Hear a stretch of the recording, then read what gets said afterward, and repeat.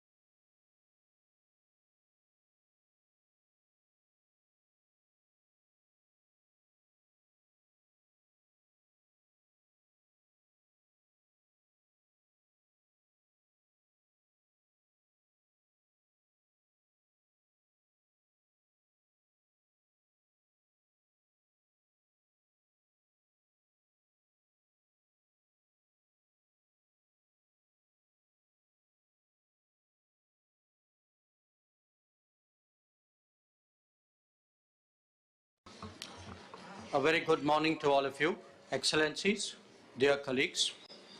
It is indeed a great pleasure to welcome you all to the G20 Foreign Ministers meeting in New Delhi. Thank you for being here. Before I commence proceedings, let us observe a minute of silence in memory of the many who lost their lives in the devastating earthquake that hit Turkey and Syria. Our deepest condolences to the bereaved families. Excellencies, may we all please rise.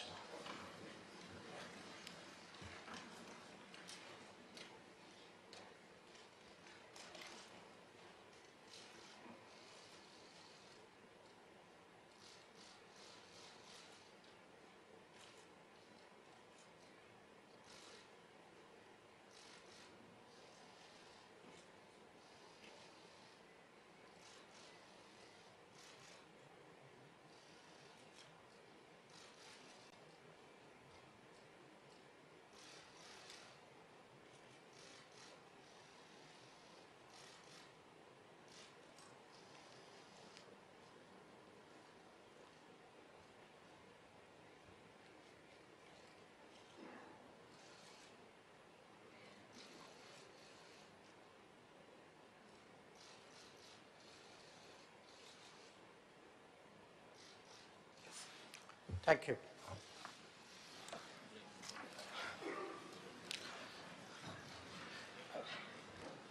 We will begin this meeting with a special message from Prime Minister Narendra Modi. India's G20 presidency's preparations and approach are driven very much by his vision. I request your attention to the video message on the screen.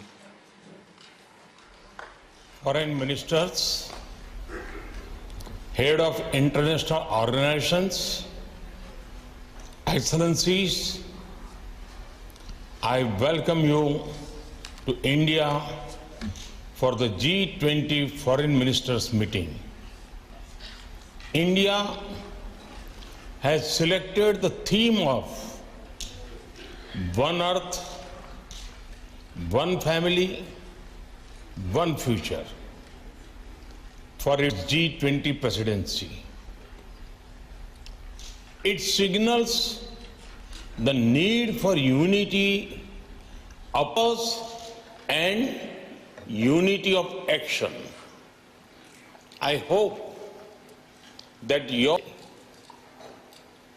architecture of global governance created after the Second World War was to serve two functions. First, to prevent future wars by balancing competing interests.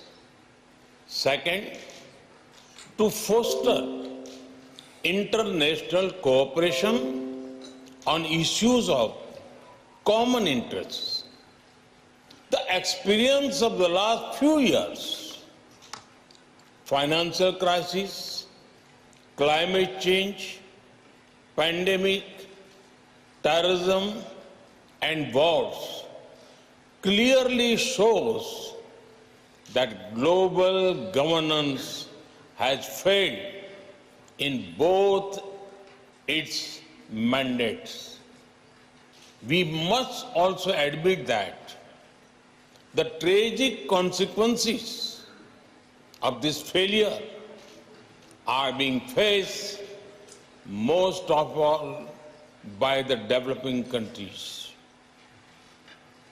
After years of progress, we are at risk today of moving back on the sustainable development goals. Many developing countries are struggling with unsustainable debt while trying to ensure food and energy security for their people. They are also the ones most affected by global warming caused by richer countries. This is why India's G20 presidency has tried to give a voice to the global south. No group can claim global leadership without listening to those most affected by its decisions. Excellencies, you are meeting at a time of deep global divisions. As Foreign Minister, it is but natural that your discussions are affected by the geopolitical tensions of the day. We all have our positions and our perspectives on how this tension should be resolved. However, at the leading economies of the world, we also have a responsibility toward those who are not in this room. The world looks upon the G20 to ease the challenges of growth, development, economic resilience, disaster resilience, financial stability, transnational crime, corruption, terrorism, and food and energy security. In all these areas, the G20 has capacity to build consensus and deliver concrete results. We should not allow issues that we cannot resolve together to come in the way of those we can. As you meet in the land of Gandhi and the Buddha, I pray that you will draw inspiration from India's civilizational ethos to focus not on what divides us, but on what unites us.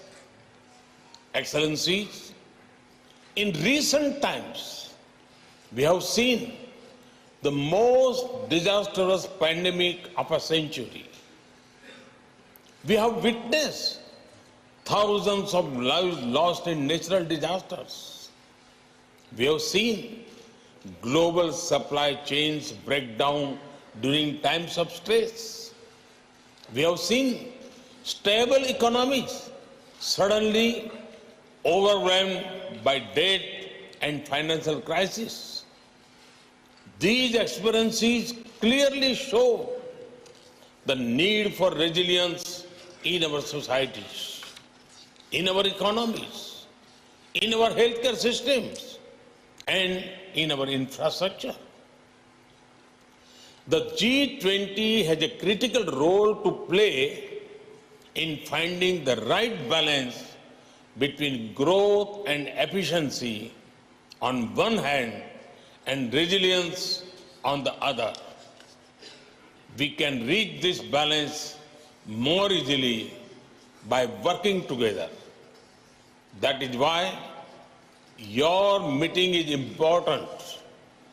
I have full trust in your collective wisdom and ability. I am sure that today's meeting will be ambitious, inclusive, action-oriented, and will rise above differences. I thank you and wish you all the best for a productive meeting.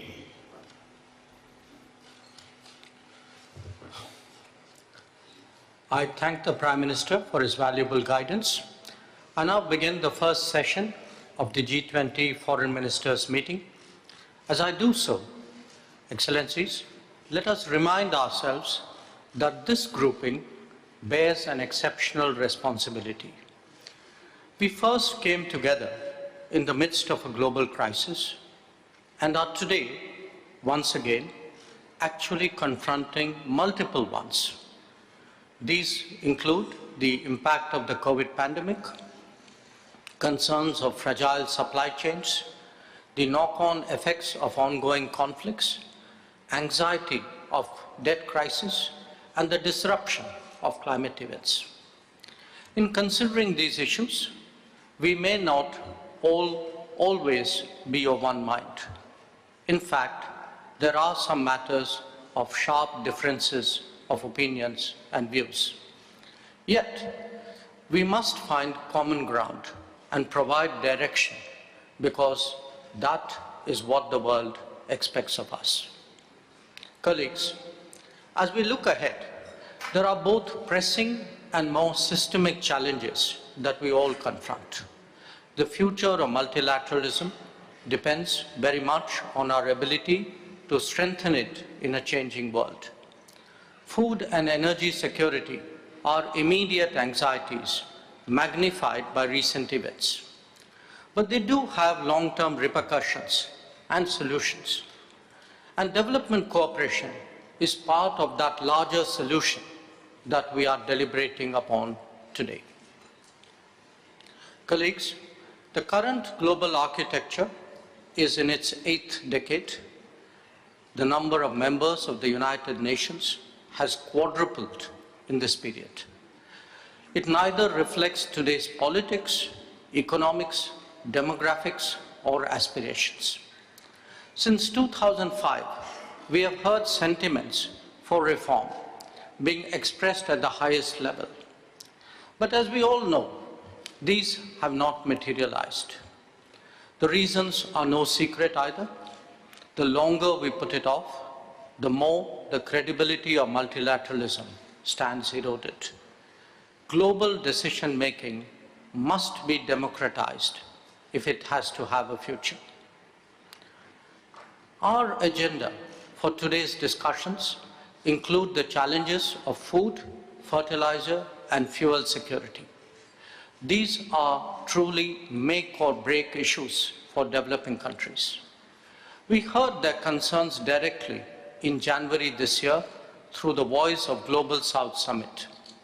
Such issues should not be relegated to the periphery of the international discourse. They are, in fact, crucial to the global economy and must be treated as such. Indeed, we urge that they be central to any decision-making. Along with that, the world must also strive for more reliable and resilient supply chains. Recent experience has underlined the risks of being dependent on limited geographies. Excellencies, all of us, individually and collectively, have an obligation to contribute to international growth and prosperity. They are implemented through sustainable partnerships and goodwill initiatives. On its part, India has undertaken development projects in 78 countries and has actively encouraged exchanges and capability building. During the COVID pandemic, we made a conscious effort at contributing to global solutions, even while looking after our own. Today's situation demands that we continue to live up to our international responsibilities. The G20 must be sensitive to the priorities and economic concerns of all our partners, especially those more vulnerable. We must ensure demand-driven and sustainable development cooperation based on country ownership and transparency. Respect for sovereignty and territorial integrity are essential guiding principles for such cooperation. Excellencies, as G20 foreign ministers, we can send a collective message affirming our determination to address the complex challenges that we face at this juncture.